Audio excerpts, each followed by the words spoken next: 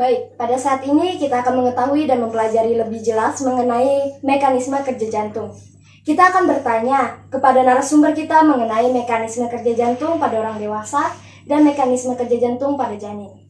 Di sini telah hadir bersama Ibu Bidan Novi Sundari AMDCAP yang bertugas di Puskesmas Jekan Raya, Kecamatan Jekan Raya. Selamat sore, Ibu Bidan. Ya, selamat sore. Kami dari siswa SMA Negeri 5 Palangkaraya atas nama Rabi Anissa dan Ramadan Barna Putra, khusus dari kelas 11 MIPA 1, izin bertanya kepada Ibu mengenai mekanisme kerja jantung pada orang dewasa dan mekanisme kerja jantung pada janin. Baik, masuk ke pertanyaan. Bagaimana mekanisme kerja jantung pada orang dewasa? Dan apakah sama mekanisme kerja jantung pada janin dan mekanisme kerja jantung pada orang dewasa? Terima kasih. Makasih atas pertanyaannya. Sebelum saya menjawab pertanyaannya, kita harus tahu dulu apa itu kerja jantung ya. Jantung itu fungsinya untuk memompa darah yang membawa oksigen dan nutrisi ke seluruh bagian tubuh.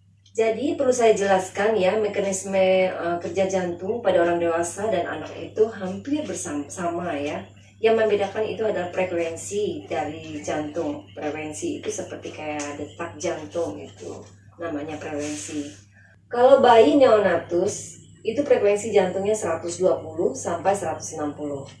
Nah, kemudian anak yang 1 sampai 10 tahun itu frekuensinya 70 sampai 120. Dan untuk anak yang 11 sampai 17 tahun itu frekuensi jantungnya 60 sampai 100. Dan dewasa juga sama ya dengan anak 60 sampai 100. Perlu kita jelaskan nanti di sini ya, Dek ya. Di sini kita akan jelaskan ya cara kerja jantung. Ini ada terbagi dua. Ini jantung sisi kanan dan sini jantung sisi kiri. Jadi cara kerjanya, jantung ini menerima darah yang oksigennya sudah kurang. Misalnya ini dari tangan, dari kepala dan leher, dari hati, kemudian dari ginjal, dari perut dan usus, kemudian dari kaki, masuk ke jantung bagian kanan. Setelah itu dikeluarkan ke paru-paru. Di sini paru-paru dia membawa oksigen dan paru-paru ini mengeluarkan karbon dioksida.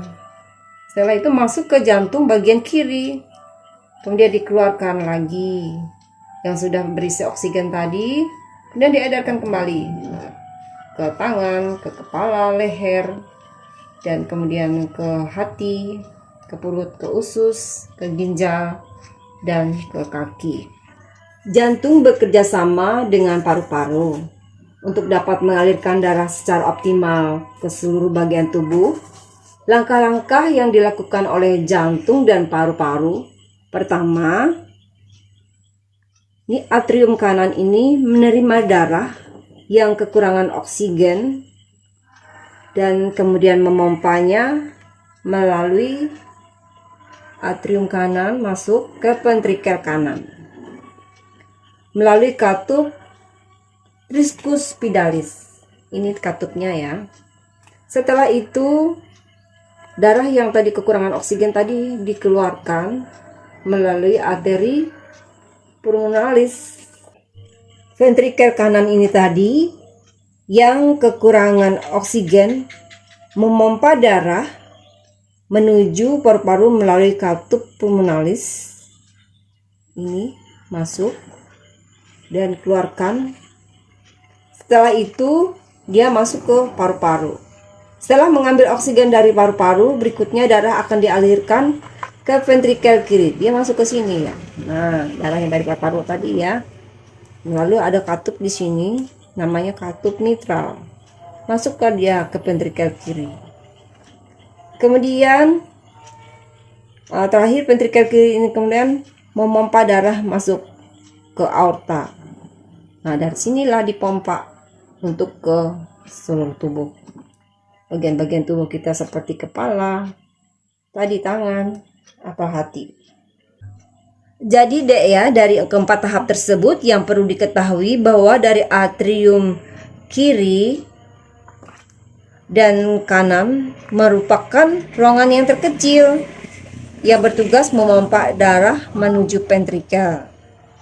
Nah, sementara ventrikel kanan ini dan kiri memompa itu lebih kuat karena ia bertugas memompa darah itu ke seluruh tubuh. Dalam keadaan normal, keempat ruang kerja jantung ini bekerja bersama-sama dan terus-menerus untuk menjaga daerah yang kaya oksigen yang dapat dialirkan dengan baik ya ke seluruh tubuh. Jadi dalam kinerjanya jantung itu memiliki sistem kelistrikan tersendiri, mengkoordinasi irama jantung, mengontrol frekuensi jantung dalam setiap waktu. Mungkin itu yang bisa dapat Ibu sampaikan ya tentang mekanisme kerja jantung pada orang dewasa dan anak tidak jauh beda ya. Yang membedakan itu adalah frekuensi dari kerja jantung. Kalau ingin menjelaskan lagi tentang cara kerja jantung pada janin, mungkin kita akan membahas sedikit ya. Perkembangan jantung pada janin dalam bulan yang kelima masih belum terdengar ya Dek ya. Kemudian kita masuk bulan yang ke-6 baru bisa terlambat tetap janin.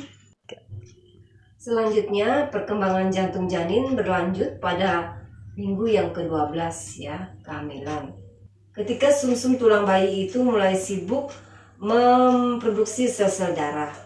Jadi pada minggu yang ke-17 otak janin mulai mengatur detak jantung janin ini. Nah, kita bisa mendengar detak jantung janin ini menggunakan stetoskop ya.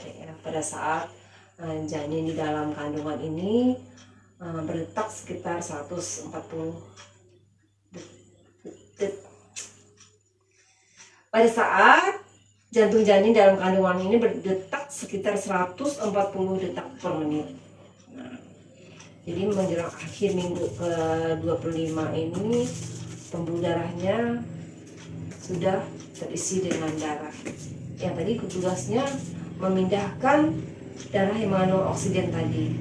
Itu hampir sama. Akhirnya nanti kalau ketika bayi ini sudah lahir, dia tidak memerlukan lagi plasenta, tali pusatnya dipotong.